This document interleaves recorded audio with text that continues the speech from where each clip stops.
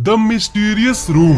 विचारकों की एक पॉपुलर टाइम ट्रेवल थ्योरी ये कहती है कि जब आप उन चीजों को देखते हो जिसे भूत या आत्मा कहते हैं, तब आप एक्चुअल में पुराने समय को थोड़ी देर के लिए एक्सपीरियंस करते हो। मतलब वो पुराने समय के इंसान ही होते हैं जो आपको दिखते हैं। एग्जाम्पल दूं तो आप जिस घर में रहते हो उसी जगह आज से 100 साल पहले भी कोई ना कोई रहता होगा। तो इसका मतलब ये कि अगर आपने रूम में किसी घोस्ट को देखा तो इसका मतलब आपने 100 साल पहले की एंटिटी को टाइम स्लिप के जरिए आप उसे देख पा रहे हो। मतलब मान लो आपने अपने कमरे के कोने में किसी एंटिटी को देखा, तो असल में आप उस इंसान को किसी टाइम ग्लिच या स्लिप के चलते देख रहे हो जो सालों पहले उसी पोजीशन पर कभी रहा होगा।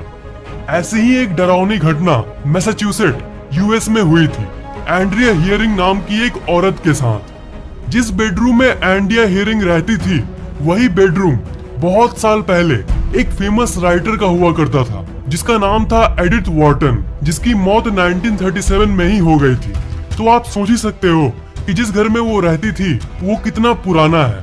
अजीब घटना ये थी, एक रात एंड्रिया सो रही थी और वो बाकी रात जैसे ही एक नॉर्मल रात थी। एंड्रिया रोज की तरह खाना खाकर अपने बेडरूम के तरफ बढ़ी। उसके साथ क्या होने वाला है उसका कोई अंदाजा नहीं था। उसे कोई आइडिया नहीं था कि वो क्या देखने वाली है। देर रात उसकी अचानक नींद खुल गई और उसने जो देखा वो किसी हिम्मती से हिम्मती इंसान को डराने के लिए काफी था। उसने ये देखा कि उसका रूम पूरी तरह से बदल चुका है। उसके दीवार पर पुराने जमाने के ड्राइंग्स लगे हुए हैं और उसने ये देखा कि उसके कमरे का डिजाइन पूरी तरह से बदल चुका है। खिड़कियां, अलमारी, दरवाजे ये पुराने जमाने के लग रहे थे। खास करके रूम का दरवाजा किसी पुराने जमाने की लकड़ी का दरवाजा जैसा लग रहा था। यहाँ तक जिस बेड पर वो सोती थी वो बेड भी बड़ा हो गया था और पुराने जमाने की जो बड़ी लकड़ी की बेड होती है उसकी नॉर्मल छोटी बेड उसमें बदल गई थी। फिर उसने अपना नजर घुमाया। उसने रूम के कोने में 3 रहस्यमयी एंटिटीज को देखा जो बहुत अजीब दिख रहे थे। उसके अनुभव के हिसाब से वो किसी एनिमेशन टाइप दिख रहे थे, पर कोई साउंड यानी आवाज उसे सुनाई नहीं दे रही थी। ये देखने के बाद वो एंड्रिया घबरा गई और वो तुरंत रूम से बाहर निकल गई। बाहर निकलकर उसने देखा कि उसका बाकी का घर तो नॉर्मल है। अरे बाकी घर तो नॉर्मल है, पर फिर जब उसने वापस रूम को मुड़ के देखा तो उसने देखा कि सब कुछ नॉर्मल हो गया है। उसका कमरा, उसका बेड, उसकी खिड़की, उसके दरवाजे सब नॉर्मल हो गए। जी हाँ, वापस वही रूम बिना किसी एंटिटी के। इस 2 मिनट की ड्यूरेशन के दौरान क्या हुआ वो उसे समझ ही नहीं पाई, पर उन 3 रहस्यमय फिगर्स जिसे उसने देखा था उसका चेहरा इसे याद था। फिर वो रिसर्च करने लगी कि इस घर में आज तक कौन कौन सा फैमिली रहा है। जो इंसान आज तक घर में रहे हैं सबके फोटोज और डिटेल्स उसने इकट्ठा किया और उन फोटोज से उसने 3 इंसानों का पता भी लगा लिया, जिसमें से एक वही फेमस राइटर थी एडिथ वॉर्टन, जो कि बहुत साल पहले इसी रूम में रही थी और जिसकी मृत्यु 1937 में हो गई थी, जो मैंने आपको पहले बताया। दी नेवी इंसिडेंट 1957 का संडे मॉर्निंग था। 3 ब्रिटिश नेवी इंग्लैंड के एक गांव में गए। जब वो लोग उस गांव में गए तब आसपास का हाल देखकर वो लोग चौंक गए। सब कुछ अजीब लग रहा था, पर बाकी घटनाओं से अजीब और अलग इस बार कुछ ज्यादा ही अजीब चीजों को इन तीनों नेवी मैन ने अनुभव किया। उन्होंने दूर के एक तालाब को देखा कि जो बहुत सारे डक्स थी वो हिल ही नहीं रही थी, थोड़ी सी भी हवा नहीं चल रही थी। ऐसा मानो कि हाँ, आपने सही सोचा, ऐसा मानो कि टाइम रुक सा गया है। गांव के और अंदर जाने के बाद उन्होंने देखा कि इस गांव में कोई भी बिजली का तार है ही नहीं, कोई इंसान ही नहीं दिख रहा था, सब कुछ वीरान। ये सब देखकर घबराहट के मारे वो तुरंत इधर उधर भागना शुरू कर दिए, पर अचानक से बीच रोड में ही सब कुछ वापस पहले जैसा हो गया। तो टाइम स्लिप ही एक ऐसी कंसेप्ट है जो कि इन कहानियों को समझा सकती है, पर टाइम रुक जाने को, स्टॉप्ड टाइम को, इसे तो कोई नहीं समझा सकता। पर मैंने आपको पहले भी बताया है और फिर बता दूं कि स्टॉप्ड टाइम और टाइम स्लिप अभी तक सिर्फ एक साइंस फिक्शन है और ये साइंटिफिकली प्रूव्ड नहीं है। पर जैसा कि मैं कहता हूँ, हमारी दुनिया सिर्फ साइंस से लिमिटेड नहीं है। हमारी दुनिया में ऐसी कई चीजें हैं जो साइंस के परे है। पर जैसा कि मैं हमेशा कहता हूँ, ये रहस्यमयी जरूर है। और वर्चुअल रियलिटी, आर्टिफिशियल इंटेलिजेंस, ये सब टेक्नोलॉजिकल चीजें तो बस ऊपरी सतह का भाग है। साइंस और टेक्नोलॉजी तो लिमिटेड है। हमारी दुनिया और भी कई रहस्य से भरी हुई है। द वैनिश्ड कैफे 18 जून 1968 को चार्लोट वॉरबर्टन हर बार की तरह शॉपिंग करने के लिए पास की ही एक लोकल जगह में गई। वो एक सामान्य सा ट्रिप था जो वो पहले भी बहुत बार कर चुकी थी, पर इस बार चीजें कुछ ज्यादा ही अजीब होने वाली थी। शॉपिंग करने जब वो शहर में आई तब उसने सोचा कि चलो कुछ देर के लिए कॉफी हो जाए। फिर उसको एक अजीब सा कैफे मिला जो उसने आज से पहले कभी भी नहीं देखा था। वो कैफे पुराने जमाने की कैफे जैसी लग रही थी। उसे लगा कि कोई नया ट्रेंड होगा, कूल दिखने के लिए कॉफी शॉप को वैसा बनाया होगा। उसने ज्यादा ध्यान नहीं दिया, पर कुछ दिन बाद उसने फिर ये तय किया कि वो फिर से कॉफी शॉप में जाएगी। पर अगली बार जब वो आई तब वो देख रही है कि वहाँ कोई कॉफी शॉप मौजूद ही नहीं है। आसपास के लोगों से पूछने के बाद उसे ये पता चला कि यहाँ की कैफे बहुत साल पहले ही बंद हो चुकी है। पर लोगों को लगा कि वो ड्रामा कर रही है, सिर्फ लोगों का अटेंशन पाने के लिए। फिर लोगों ने उसी समय उससे पूछा कि जरा बताओ तो कि वो सो कॉल्ड पुराना कैफे कैसा दिखता था जिसमें तुम दावा कर रही हो कि तुम गई थी।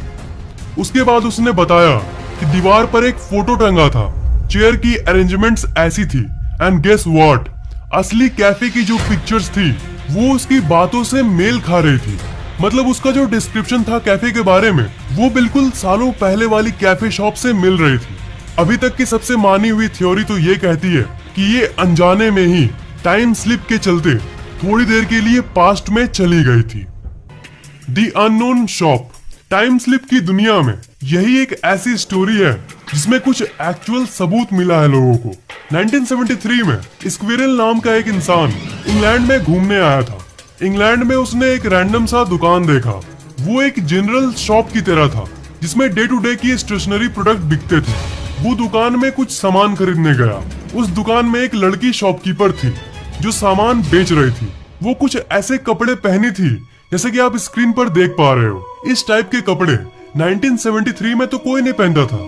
ये तो करीब 50 साल पहले यानी 1920 के कपड़े लग रहे हैं। पर उसने अपने आसपास ध्यान नहीं दिया। उसे दुकान से एक इन्वेलप का पैकेट खरीदना था और वही उसने खरीदा और तुरंत शॉप से नॉर्मली निकल गया। कुछ हफ्ते बाद वो किसी काम से वही शॉप के पास से गुजर रहा था। तब उसने देखा, एक मिनट, यही दुकान तो मैंने कुछ हफ्ते पहले देखा था। हाँ, इसी दुकान से तो मैंने इन्वेलप का पैकेट खरीदा था। पर वो दुकान पूरी तरह से बदल चुका था। एक नए जमाने का दुकान लग रहा था, पिछली बार की तरह अजीब नहीं था। वो उस दुकान के अंदर गया और दुकान के अंदर के लोगों से पूछा कि आपके यहाँ 2-3 हफ्ते पहले कोई लड़की काम करती थी ना, वो जो पुराने टाइप के ड्रेस पहनती थी, और शॉप का डिजाइन इतना कैसे बदल गया। शॉप के लोगों को कोई आइडिया नहीं था कि वो क्या बोल रहा है। वो ऐसी कोई भी लड़की को नहीं जानते थे और वो कह रहे थे कि हमारा शॉप तो बहुत दिनों से ऐसा ही है। बाद में उसने ये कहानी सबको बताया। कुछ एक्सपर्ट्स इस मामले का जांच करना शुरू कर दिए। एक्सपर्ट्स ने उससे इन्वेलप मांगा। एक्सपर्ट्स को ये पता चला कि जो इन्वेलप उसने खरीदा था वो करीब 20 साल से मैन्युफैक्चर हुआ ही नहीं था, यानी बना ही नहीं था। उस टाइप की इन्वेलप की मैन्युफैक्चरिंग करीब 20 साल से हुई ही नहीं है। तो फिर मिस्टर स्क्विरल को एग्जैक्टली क्या हुआ था? Time slip, parallel universe glitch, dimension hopping, क्या था ये आज तक एक रहस्य है।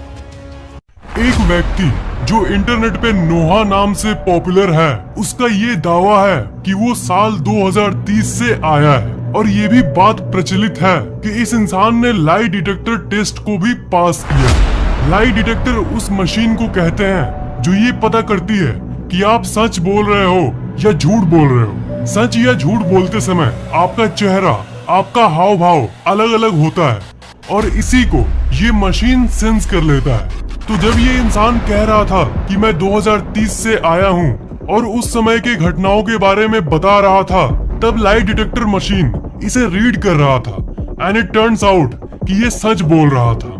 नोआ के चेहरे को कुछ प्राइवेसी रीजंस के चलते छुपाया गया है। इंटरनेट पे आपको इसकी फोटो हमेशा ब्लर्ड ही मिलेगी। नोआ ने ये कहा था कि वो पहले भी टाइम ट्रेवल कर चुका है, पर इस बार किसी कारण के वजह से फंस गया है और वो वापस 2030 में नहीं जा पा रहा है। नोआ ने भविष्य के बारे में ये कहा कि भविष्य में टेक्नोलॉजी में बहुत तरक्की होगी। सेल्फ ड्राइविंग कार्स यानी बिना ड्राइवर से चलने वाली गाड़ी एक्चुअल में आपको सड़क पर देखने मिलेगी। 2030 तक कंप्यूटरी दिमाग यानी आर्टिफिशियल इंटेलिजेंस अपने हाईएस्ट लेवल पर होगा। नोआ के इस खबर को बहुत सारे न्यूज चैनल्स ने कवर किया। न्यूज चैनल्स में पोस्ट होना, लाई डिटेक्टर्स पास होना, ये सब ये दर्शाता है कि कुछ तो अजीब है इस केस में और ये बाकी केसेस से अलग है। हालांकि कोई ये कंफर्म नहीं कर पाया है कि वो सच में लाई डिटेक्टर पास किया था कि नहीं, पर बिना आग के धुआं नहीं उठता। Back in time within a blink of an eye, doctor ईजी मून एक बहुत बड़े फिजिशियन थे। उनको एक कॉल आता है उनके एक पेशेंट का जिनका नाम था लॉर्ड कार्सन कि तुम मेरे घर आ जाओ और मेरा चेकअप कर लो। कार्सन एक बहुत बड़े मैंसन में रहता था। डॉक्टर मून कार्सन के घर पर आए। कार्सन बेड पर लेटा हुआ था। डॉक्टर मून ने कहा कि मैं अपनी चेकअप डिवाइस कार में ही भूल गया हूँ, मैं जाकर ले आता हूँ। वो ऊपर वाले कमरे को छोड़कर नीचे हॉल में आया और उसके बाद उन्होंने जो घर के बाहर देखा वो दिल दहला देने वाला था। उन्होंने ये देखा कि उनकी कार गायब है और घर के बाउंड्री पे जो फेंस लगी थी वो भी गायब है और आगे की जो रोड थी वो पक्की रोड से कच्ची रोड हो गई है, जिसे मड रोड कहते हैं, जो गाँव में होती है, वैसी हो गई थी। और आगे दूर उन्होंने कुछ 19वीं सदी के कपड़े पहने हुए इंसान को देखा। फिर वो वापस अपने घर की तरफ देखे कि कहीं घर तो गायब नहीं हो गया। आगे की अजीब चीजों को देखने के बाद जब वो पीछे घर की तरफ मुड़े तब घर मौजूद था, पर घर को देखने के बाद जैसे ही वो तुरंत वापस आगे की तरफ मुड़े तो वुश, सब पहले की तरह नॉर्मल। कार वापस, पक्का रोड वापस, सब कुछ बिल्कुल नॉर्मल। और आगे कोई पुराने जमाने का आदमी भी नहीं था। नॉर्मल अभी के लोग रोड पर टहल रहे थे। पर कुछ सेकंड्स के लिए उनके साथ थोड़ी देर के लिए क्या हुआ था? थ्योरीज तो टाइम स्लिप की तरफ ही इशारा करती है, पर असल रीजन क्या हुआ ये कोई भी नहीं जान सका। क्या ऐसी घटनाओं की कहानियों का अगला पार्ट आप चाहते हो? नीचे कमेंट करना मत भूलना, जरूर कमेंट करना। इस वीडियो को लाइक करना बिल्कुल भी मत भूलना और शेयर जरूर कर देना। और अभी तक सब्सक्राइब नहीं किए हो तो सब्सक्राइब जरूर कर लेना और बेल आइकन को तो भूलना ही मत, उसे जरूर दबा देना।